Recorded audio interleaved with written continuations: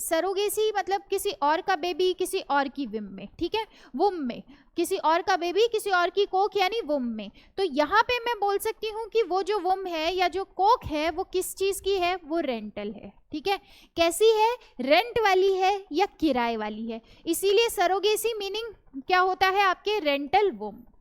सबसे पहली चीज इसका मतलब होता है रेंटल वुम, यानी कि किराए की कोख, किराए की कोख, ठीक है। चलिए अब हम सरोगेसी की बात करें तो देखिए टेक्निक तो हम आईवीएफ यूज करते हैं, क्योंकि जो हमने बॉडी से आपके एग सेल लेनी है, स्पर्म सेल लेनी है, इनका फ्यूजन कराना है, ये जाइगोट बनाना है, ये जाइगोट बनने तक की जो प्रोसेस लैब में हो रही है इसको तो हम क्या कहते हैं, आईवीएफ, इन विट्रो फर्टिलाइजेशन, ठीक है।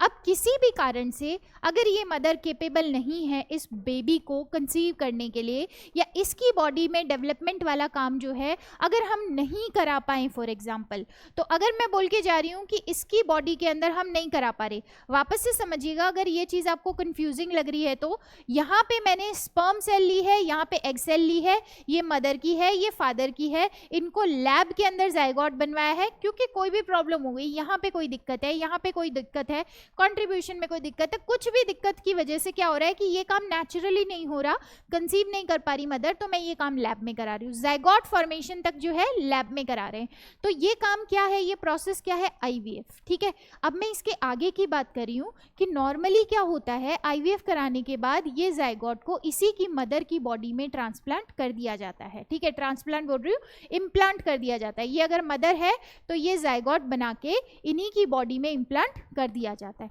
मैं उस सिचुएशन की बात कर रही हूँ जब ये चाह नहीं रही कि मेरी बॉडी हो, ठीक है,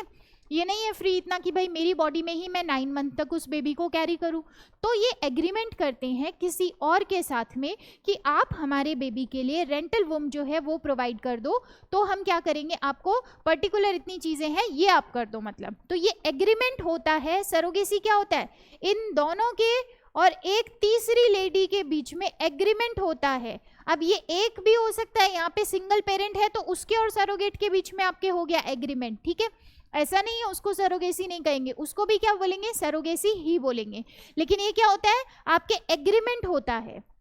और इस एग्रीमेंट में ये डिसाइड होता है कि भाई हमारा बेबी जो है 9 मंथ तक आप कंसीव कर लो और आप जो है उसका डेवलपमेंट करो, और उसके बाद में जैसे ही उस बेबी का फॉर्मेशन होगा, ओरिजिन होगा या डिलीवरी होगी, तो आप हमको वो बेबी जो है प्रोवाइड करा दो, ठीक है। ये पूरी की पूरी जो प्रोसेस होती है, और ये है एक एग्रीमेंट, ठीक है, ये कोई